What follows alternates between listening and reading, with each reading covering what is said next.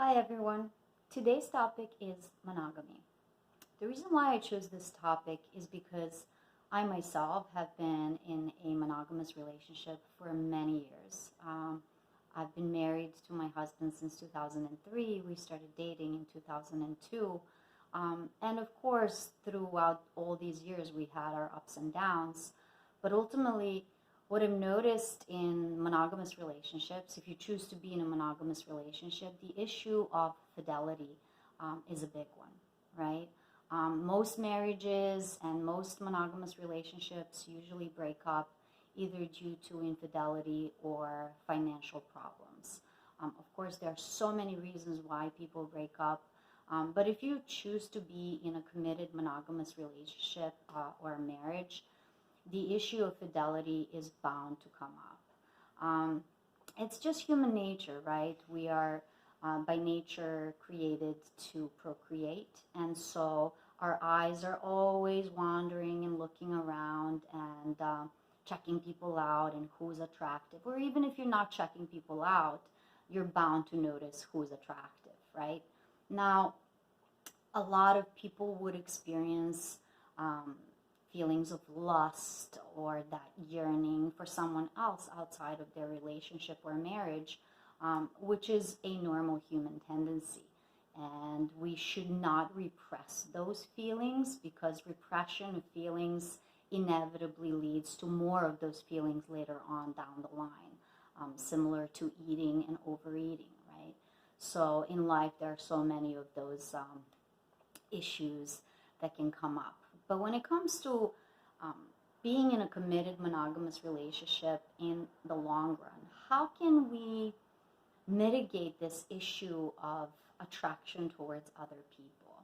And so what I've discovered, and I've actually talked to my stepfather about it, who has very similar views on it, is it's not about, like I said, repressing those feelings, but how can we treat other people that we encounter through our lives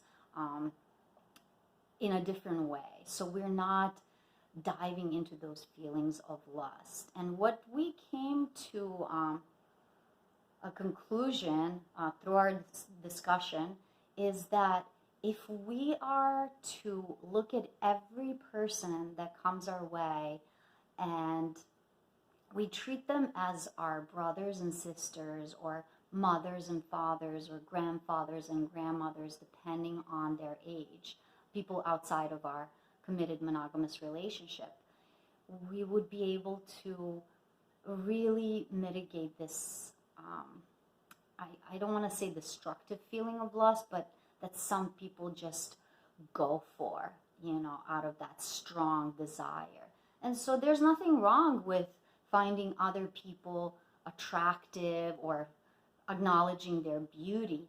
But in our minds, we do not have to go off on a tangent thinking, oh my God, what would life be with this person? Or how would a physical relationship feel with this person that I just saw in traffic, or, in the grocery, or wherever you meet people. We meet people every single day of our lives, and it's inevitable that you'll find other people attractive. There are so many beautiful people on this planet.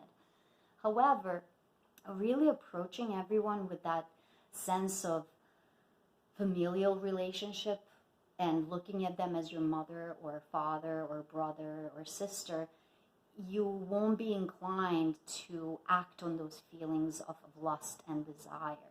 So it is a very easy way, but it's really, really hard to practice it. And the more you practice this, the easier it becomes, right? And I'm not going to lie, of course, there have been instances in my relationship as well where, probably both myself and my partner, we found other people attractive. But ultimately, instead of acting out of a pure reaction and analyzing yourself and saying, hey, that is just another beautiful soul on this planet. I have my mate. I already chose who I want to be with, and I have committed myself to this person. So any other person that comes my way that is attractive to me And maybe it's not just their physical appearance. Sometimes you're attracted to people because of their intelligence or the way they carry themselves. All of those things fall into place when it comes to what attracts us to another person. Sometimes it's just the person's confidence that attracts you to them. But again, if you look at that person as your sibling or like your father figure, depending on their age, right, you will not feel that lust, that desire that is actually a detrimental factor to your monogamous relationship. You know, and these days a lot of people practice polyamory and open marriage and open relationships, and there's nothing wrong with that. But if I go back to my own personal example and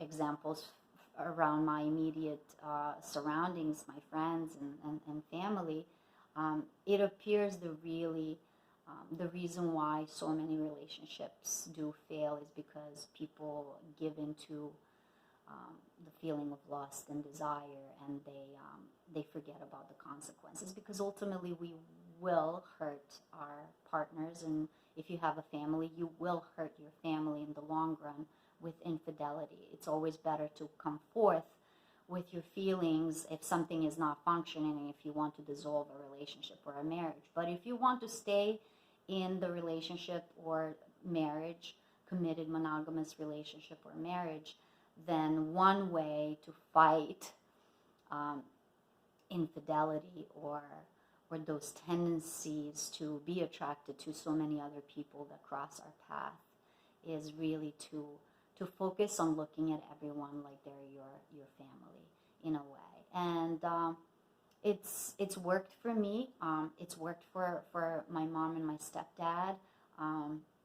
And I hope that it works for you. And if this advice is helpful in any way, please feel free to comment in the comments below. And I hope to hear from you. And if you have other topics that you'd like me to cover when it comes to personal and interpersonal relationships, please feel free to comment and I'll do my best. Thank you so much and have a lovely day.